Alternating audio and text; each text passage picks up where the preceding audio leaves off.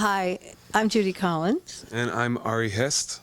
And we're here together on the Pavlina Show, and we're having an awfully good time. Absolutely. Thanks for having us, Pavlina. Thank you. Hey everyone, it's Pavlina from the Pavlina Show, and I am here in a very cool apartment with legendary social activist and singer and songwriter Judy Collins, and I'm also here with singer and songwriter Ari Hest. How are you doing? I'm doing great. How you doing? Very good, very good. How you doing? I couldn't be better, really. Yes, that's amazing. Now, I know you were just on tour. You guys were both been crazy with the whole traveling thing. How has that been?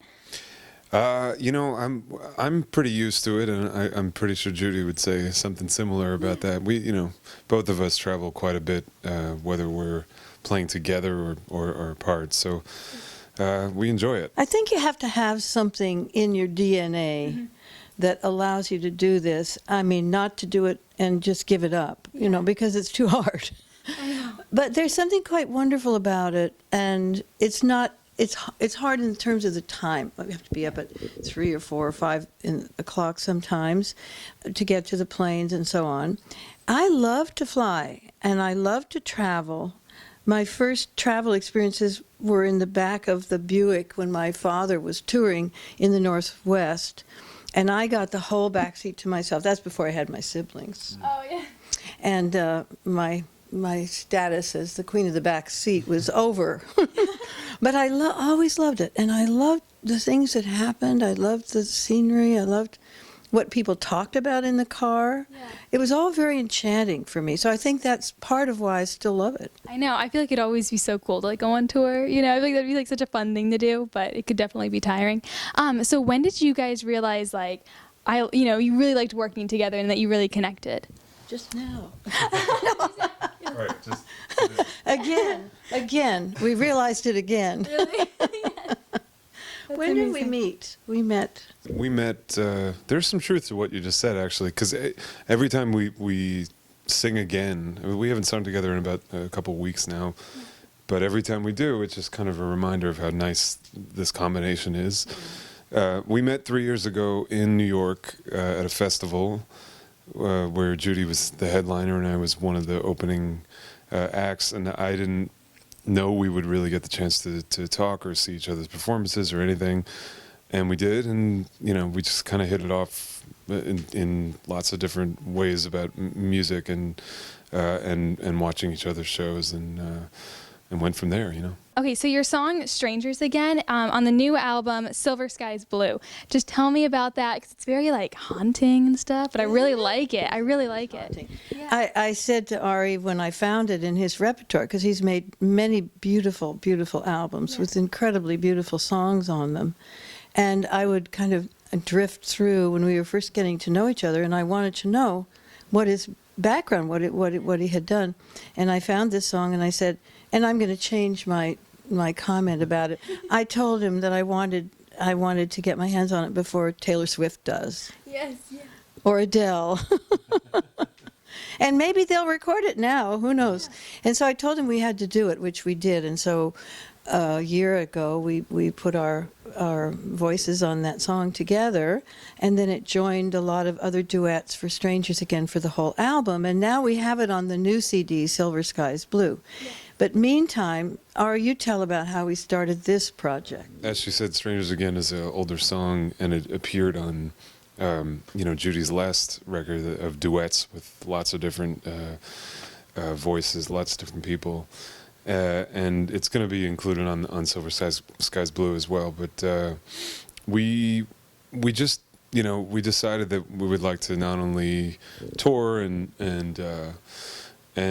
be in the studio together doing whatever. We just decided, why don't we write some songs? So that happened a little over a year ago. We started putting that idea together of how that was going to work, and generally I came over here to this very apartment to work in her studio with her, and we just kind of had a nice time figuring out how each other, writes. Yes, yeah. And together we came up with some great, tunes that work for both of us, and it's exciting. I guess you guys you beat Diana Ross on this song. Like, do you guys have any Twitter wars on that? I beat her. I'm sure she'll come around to it. But yes, I have never really done anything like this. I mean, I've recorded songs. Once in a while, I've written a song or two. I wrote a song with Jessie Valenzuela from the Gin Blossoms, and it was a nice song. And I wrote a couple songs with Buskin and Bateau at one point. But I've never done anything like this, like writing together and then touring together. But it is because the voices are really something is very special, this combination. And it struck us when we were first together touring, I could hear it. And I heard one of his songs, which is so beautiful, which we have got to sing. The Fireplace, from his album called The Fireplace. And so we started doing that together, and we sang that on the Irish show that I did for PBS, and that worked beautifully. But really is quite interesting, because as you go through your career and you work with a lot of different people, I've done only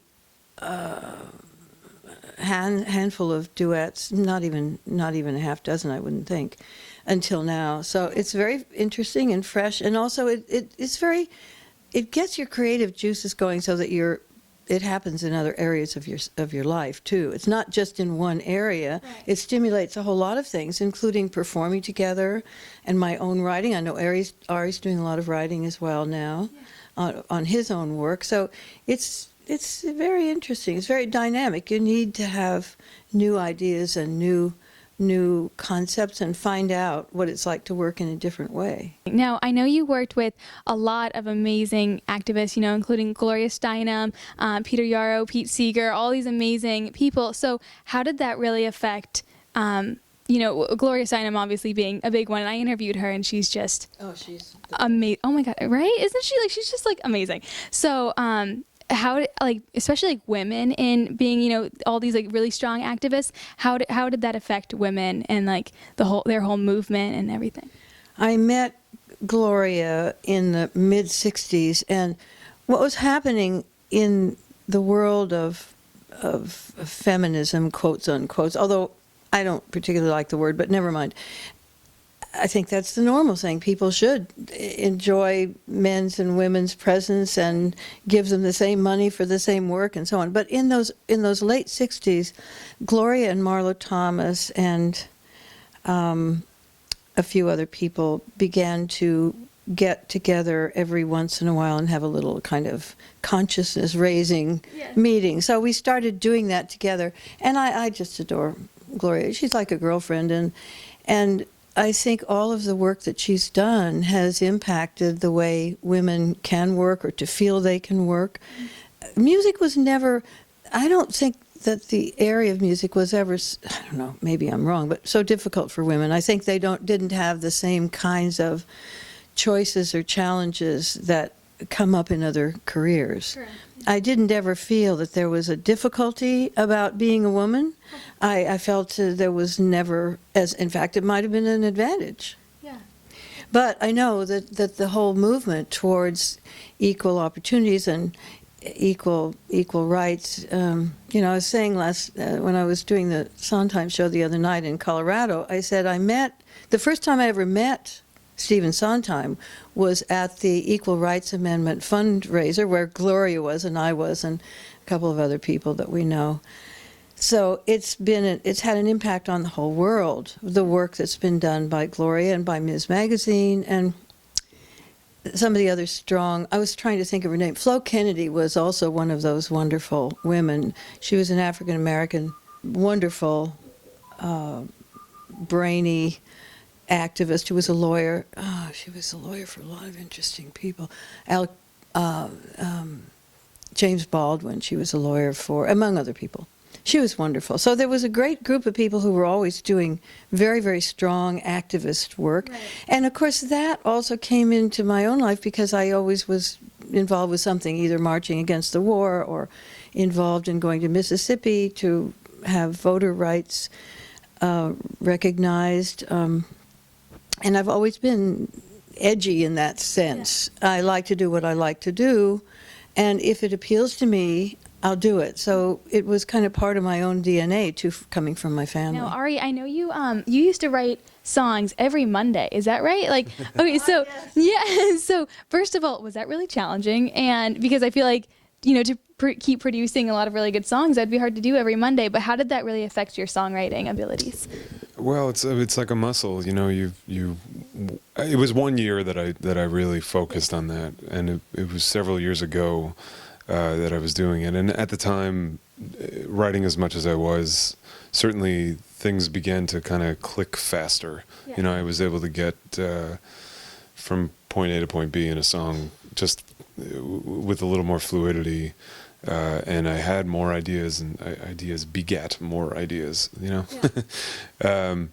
But it was also, you know, focusing on only that made the rest of my life, you know, I had to kind of, you know, push aside everything else to do it. And that's why, you know, I don't think I would recommend it for other musicians. Just, I don't think I would want to do something like that again unless I really had not a whole lot of responsibility outside of music, but now I have more so. So, you know, it made sense at the time to be doing that. And yeah, I mean, my writing definitely got better during that year. I think you could just kind of tell from the way the songs developed as I went forward, and then the music I made right after as well was just a little more, I don't know, put together somehow. Right.